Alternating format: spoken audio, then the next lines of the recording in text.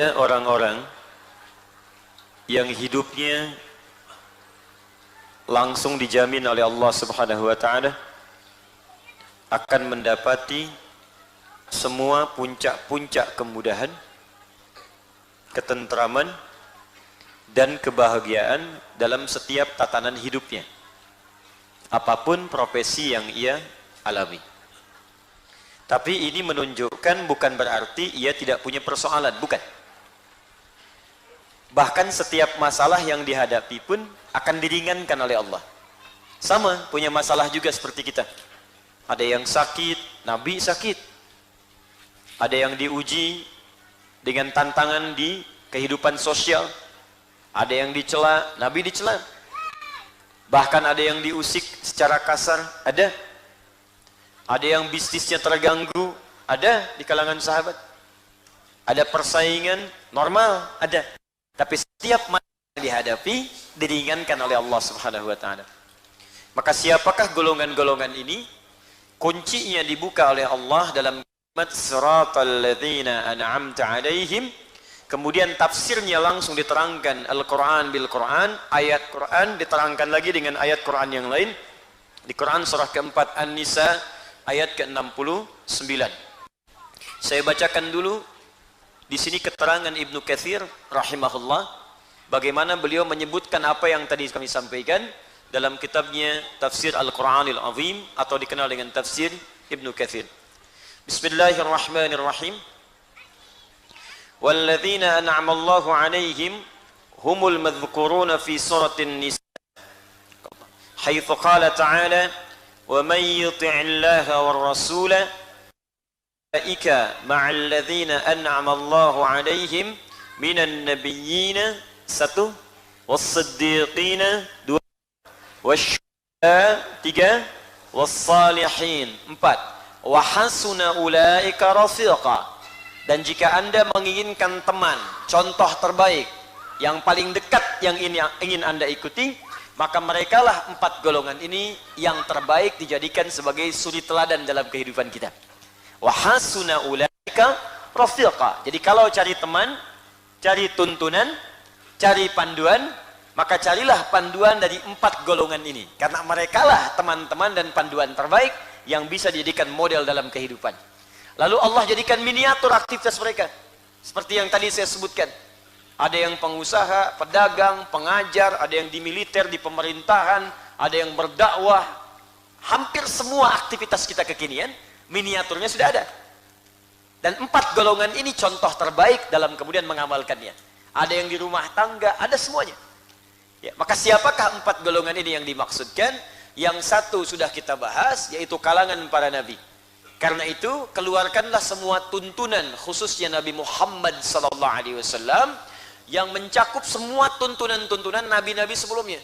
Jadi kalau Anda baca buku, misal ada halaman bab pertama, bab kedua, bab ketiga, bab keempat. Tapi kalau semua satu bab dikumpulkan jadi kitab satu buku.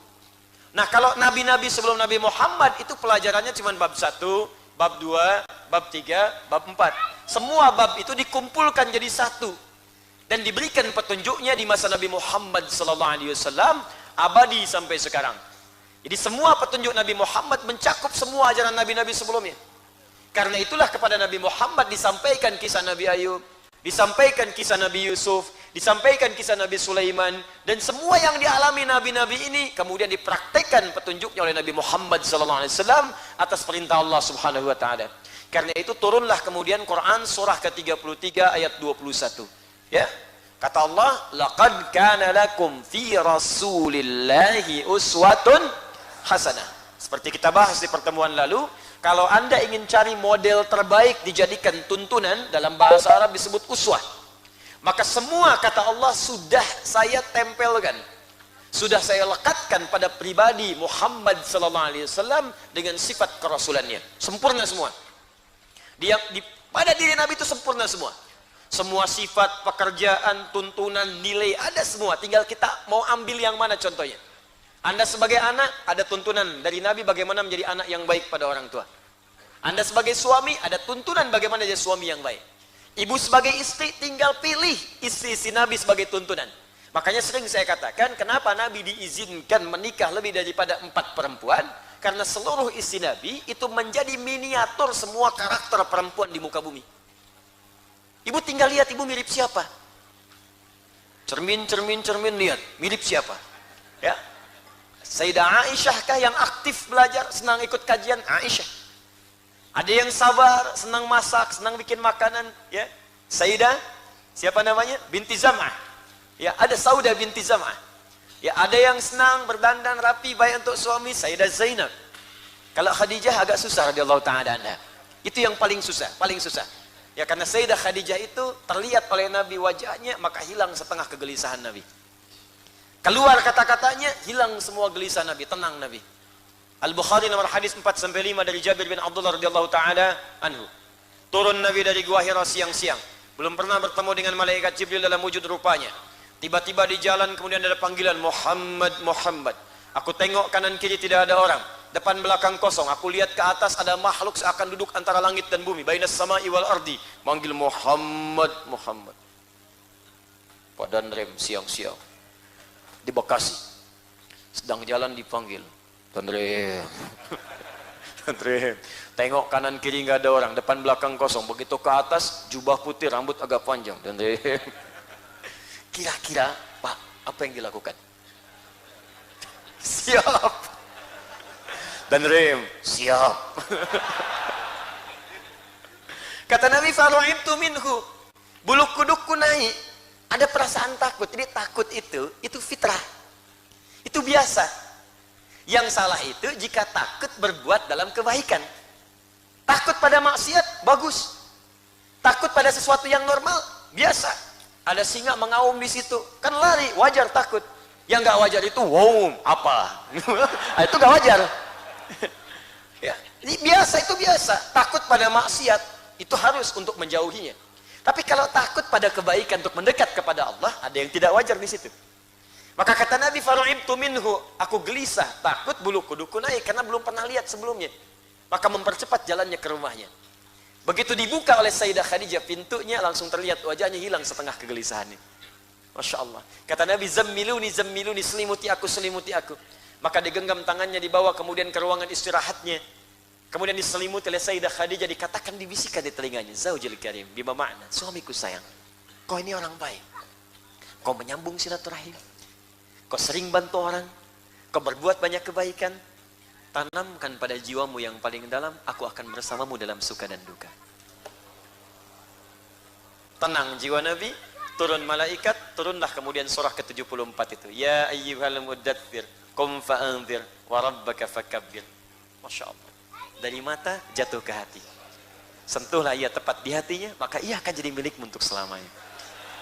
Catat. Sayyidah Khadijah. Agak susah memang, Bu. Ya, suami pulang, masalah banyak, nyampe rumah, assalamualaikum, waalaikumsalam. Ibu sebagus-bagusnya dibagus-bagusin. Begitu dibuka, mama, masya Allah, tambah masalah.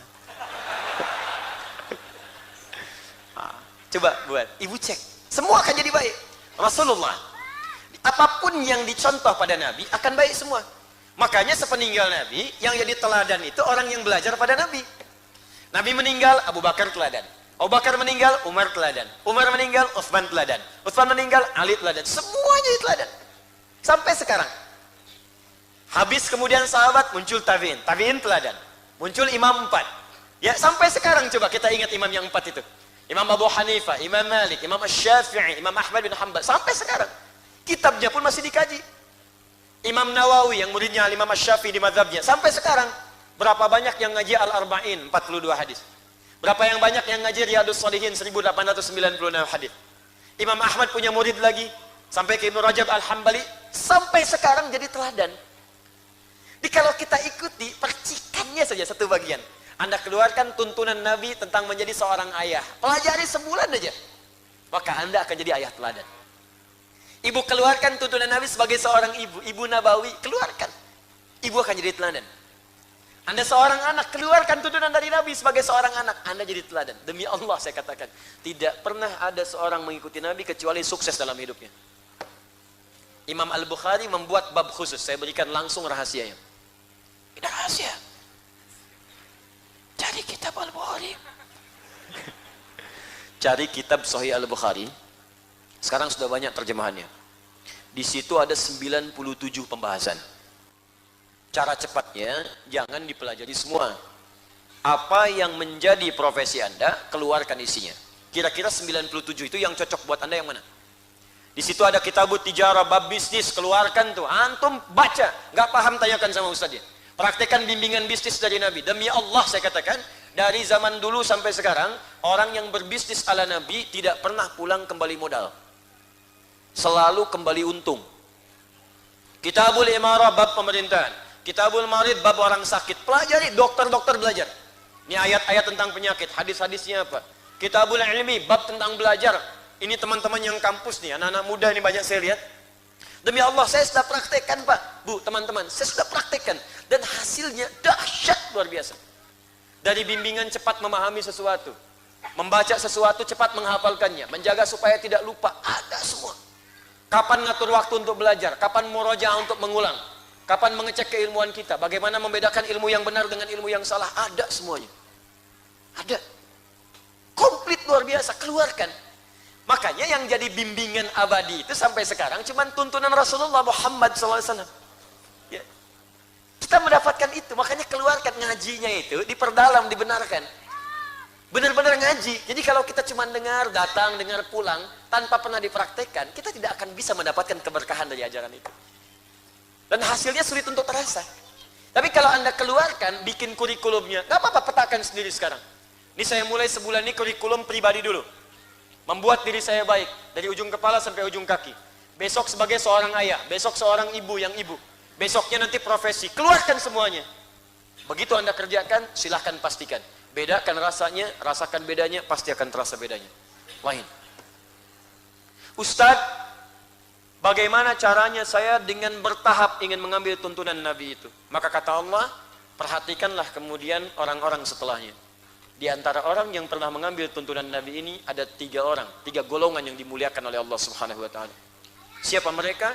1 siddiqin, 2 syuhada, 3 sholihin. Kita akan bahas malam ini siapa itu kalangan siddiq